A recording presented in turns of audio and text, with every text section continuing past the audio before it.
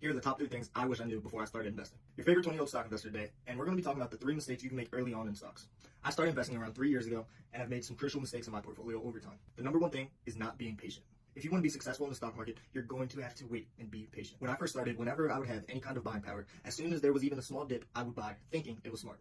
And then 2 weeks later is a huge crash, and it's down even more. If I would have just been patient and waited for a huge crash like that, I could have had a much better return on my money in the long run. You can't go into the stock market thinking it's going to be fast money. That's not how it works. Money in the stock market is built off of long-term and compound interest.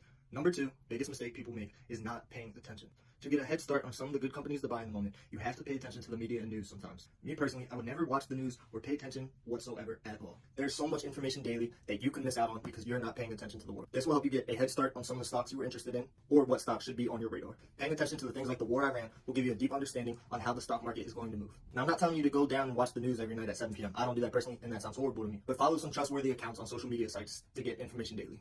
The third biggest mistake investors make early on is following the hype. It is never the smartest idea to follow trends or a bunch of hype going on around a certain company. You have to do your own research to see if you understand the company and if you think it is a successful company in the long run.